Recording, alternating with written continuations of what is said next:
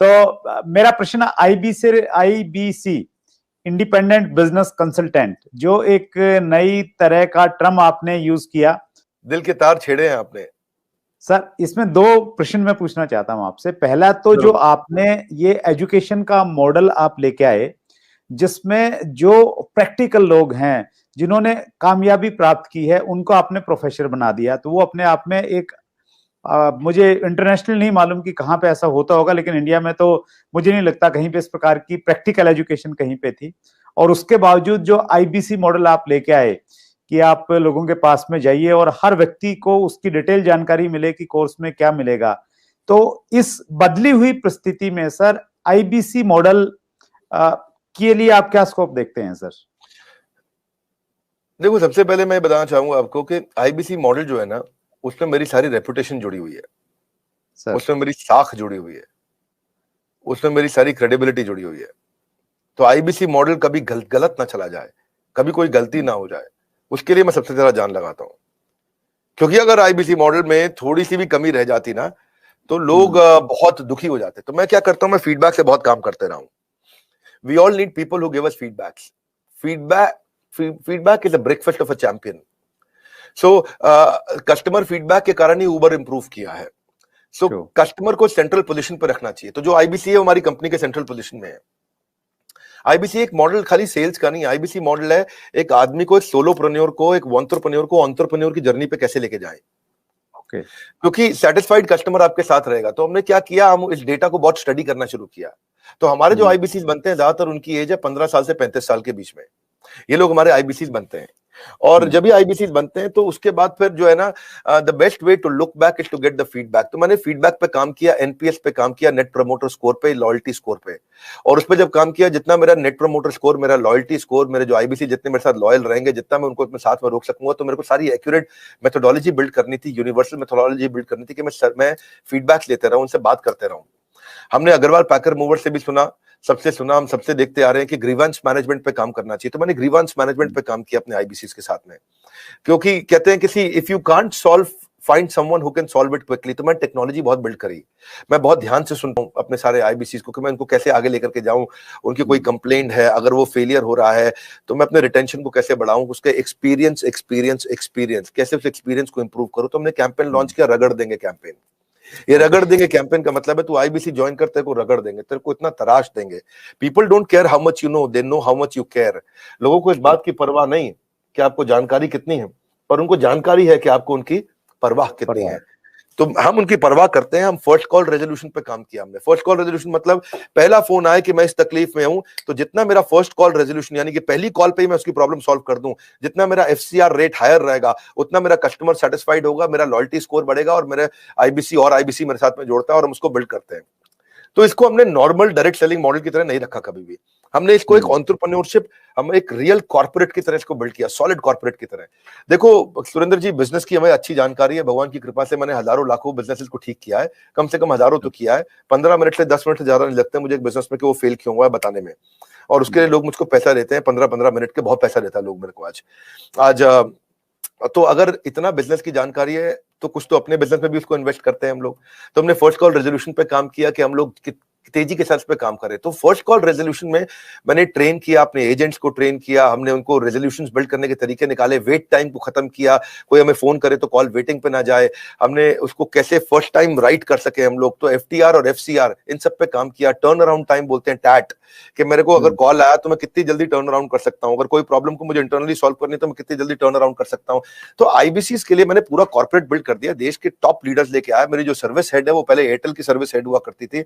हमारे जो service managers हैं, कोई स्विगी से आया, कोई जोमेटो से आया, कोई सर्विस मैनेजर वहां से आया, क्या बोलते हैं, ओला से आया, कोई उबर से आया, कोई कहीं से आया, सब जगह से हमने बेस्ट टॉप स्टार्टअप से हमने सारे सर्विस मैनेजर्स लिए। और कोई भी क्वेरी को अनरिजॉल्व नहीं छोड़ते हम लोग, वो सुसाइडल है। अगर कोई भी किसी का क्वेश्चन आया उसको सॉल्व नहीं कर पाए, सुसाइडल है। आपको पता है आज सारी एमएलएम कंपनीज क्यों डूबती है? नंबर 1 टॉप कारण है नेगेटिविटी। जिस समय किसी एमएलएम में नेगेटिविटी फैल जाती है वो खत्म हो जाती है, गेम ओवर हो जाता है। तो हमें ये सब चीजें देखी है, हमने ऑब्जर्व करी है। तो हम चाहते थे keeping a query unresolved for too long is suicidal, तो वो नहीं करना कभी भी। उसके लिए हमने क्या किया, स्पेसिफाइड इंसेंटिव्स दिए कि अगर आप सेम डे इमीडिएट रेजोल्यूशन देते हैं तो हमने कंप्लेंट मैनेजमेंट सिस्टम लॉन्च किया, सीएमएस। कंप्लेंट मैनेजमेंट सिस्टम में सीएमएस के अंदर कोई भी सजेशन, कोई भी फीडबैक, कोई भी क्वेश्चन, कोई भी कंप्लेंट वो देगा तो हम उसको तुरंत रिजॉल्व करेंगे। मैंने लॉन्च किया था इसको अगस्त सितंबर के अंदर। उस समय मेरे पास 7,500, 8,000, 9,000, 10,000, 15,000 फीडबैक्स, क्वेश्चंस, कंप्लेंट्स या सजेशंस पेंडिंग रहा करते थे। लेकिन हमने क्या किया, उसको तेजी से हमने काम किया, उस पर लीडरशिप बिल्ड करते गए। इसके लिए पूरा सर्विस सेंटर बड़ा क्रिएट कर दिया, लोगों के कोर्सेज, हमने ये देखना शुरू किया कि कहां कहां बड़ी टिकट्स आ रही है, कौन कौन से बकेट्स हैं, उन बकेट्स को हम कैसे रिजॉल्व करें। उसके हमने फीचर्स बहुत जबरदस्त बनाए सीएमएस के। और फिर क्या हुआ, फिर हमने देखा ऐसा करते करते जब भी आए क्राइसिस तुरंत बना दो प्रोसेस। क्या रूल होता है जी सुरेंद्र जी, कि जब भी आए क्राइसिस तुरंत बना दो प्रोसेस। तो हर क्राइसिस के अगेंस्ट प्रोसेस बना दो भाई। एक दिक्कत आई, क्राइसिस आया था तो ऐसा प्रोसेस बना दो कि दोबारा ना आए। एक क्राइसिस आया, ऐसा प्रोसेस बना दो कि दोबारा ना आए। एक उसने शिकायत करी तो ऐसा प्रोसेस बना दो कि दोबारा शिकायत ना करे। मैं स्टूडियो में बैठा हूं, मेरे साथ में टीम काम कर रही है, अभी मान लो कोई यहाँ पे शिकायत आती है कि भाई इधर मच्छर बहुत है, तो वो ऐसा प्रोसेस बना दे कि अगली बार मच्छर ना मिले यहाँ पे भाई, कम से कम पहले ऑल आउट वगैरह है जो भी लगाना हो आपको भाई। यहाँ पे अगर लाइट ठीक नहीं आ रही चेहरे पे तो ऐसा प्रोसेस बना दो कि चेहरे पे लाइट ठीक आए। तो जब आए क्राइसिस तुरंत बनाओ प्रोसेस। तो कई बार क्या होता है, बनाते बनाते हमने 750 प्रोसेस बना दिए। कितने? अच्छा, 750 प्रोसेस और पॉलिसीज हमने बना दिए। लेकिन फिर भी क्या होता है, कई बार कोई ऐसी नई समस्या निकल के आती है, टीम बड़ी है, ऑर्गेनाइजेशन बड़ी है। आज हमारे 100 से ज्यादा ऑफिस हो गए हैं, अब आई थिंक 102, 104 ऑफिस हो चुके हैं हमारे, और 250 ऑफिस हो जाएंगे अगले 2 क्वार्टर के अंदर, क्योंकि हर जगह से फ्रेंचाइजी की रिक्वायरमेंट आ रही है। हर कोई बड़ा, जिसने भी कभी डायरेक्ट सेलिंग किया है, जिसने कोई सेल्स का बिजनेस किया है, जिसने कोई और तरह का सेल्स का बिजनेस किया है या कुछ कम काम किया है, वो कहता है मुझे अपनी फ्रेंचाइजी दे दो। हमारे यहाँ क्योंकि फ्रेंचाइजी सब 1-1 करोड़ रुपए का रेवेन्यू आराम से कर जाते हैं महीने का। 50-50 लाख वाले तो बहुत सारे हैं जो महीने का रेवेन्यू करते हैं 50-50 लाख रुपए, तो वो कहते हैं अपना फ्रेंचाइजी दे दो। तो अपने फ्रेंचाइजी ऑफिस बढ़ा रहे हैं। लेकिन होता क्या है कि इन सब के करते कराते टीम जब इतनी बड़ी हो जाती है तो प्रॉब्लम भी नई नई तरीके की आती है, क्रिएटिव प्रॉब्लम आती है, अलग प्रॉब्लम आती है। एक भाई हमारा आईबीसी है, वो कहता है कि मैं पहले देहरादून में काम करता था, अब मैं देहरादून से मैं शिफ्ट हो गया हूं इलाहाबाद, अब मेरे को इलाहाबाद के ऑफिस में कनेक्ट कर दो। और उसकी जो पिछले महीने की सेल थी उसमें आखिरी दिन पे उसने कुछ बड़ी ट्रांजैक्शन करी जिसका इंसेंटिव उस ऑफिस को मिलना था, लेकिन वो यहां शिफ्ट हो गया तो उसके ऑफिस का इंसेंटिव अटक गया, और वो यहां शिफ्ट हुआ तो उसके साथ में कुछ अब करते करते कहीं वो कॉम्प्लिकेटेड चीज निकल आती है।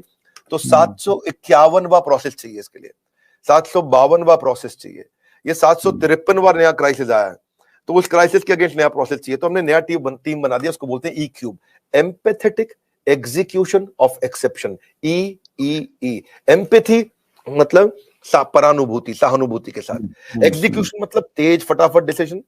एक्सेप्शन मतलब ऐसी चीज का जो पहले कभी आई नहीं। सो एम्पैथी, एग्जीक्यूशन, एक्सेप्शन, ये 3 चीज को हम बोलते हैं ई क्यूब। तो इसके लिए हमने टीम बनाई। इस टीम के अंदर हमने फाइनेंस, टेक्नोलॉजी और सर्विस के लोग हैं। कहीं पेमेंट का इशू है, कहीं टेक्नोलॉजी का इशू है, कहीं सर्विस का इशू है, किस चीज का इशू है, कहीं लर्निंग एंड डेवलपमेंट का इशू है, कहीं सेल्स की कैपेबिलिटी का इशू है, किस चीज का इशू है। तो हमने एक टीम बनाई, और जैसे ही कोई नई प्रॉब्लम आई 4 घंटे के अंदर नई पॉलिसी तैयार करेंगे, नया प्रोसेस तैयार करेंगे, और 4 घंटे के अंदर उसको सोल्यूशन देंगे। हमारे यहाँ रूल है, अगर पूरे दिन के अंदर वर्किंग आवर में किसी भी समय कोई भी complain, suggestion, feedback, question, discussion हो गया तो शाम को 7 बजे से पहले या एंड ऑफ द डे तारीख बदलने से पहले पहले उसी दिन के अंदर कितना भी कठिन क्यों ना हो सॉल्व करना है। तो मेरा जो फीडबैक स्कोर हुआ करता था शुरुआत में वो बहुत लो था, वो हमने फिर उसको इंप्रूव किया। आज आपको जान के खुशी होगी, पिछले 2 क्वार्टर से मैं अपने फीडबैक स्कोर को 98% पे मैनेज कर पा रहा हूं। यानी कि 98% का फीडबैक हमारा ऐसा है 5 स्टार, और बाकी 2% है, कोई 3 स्टार 4 स्टार भी देता है, और कोई कम भी दे सकता है। तो वो हमारे लिए फिर नया प्रोसेस बनाने की संभावना आ जाती है। तो अच्छा लगता है, आईबीसी का मॉडल हमारा बहुत अच्छा चल रहा है।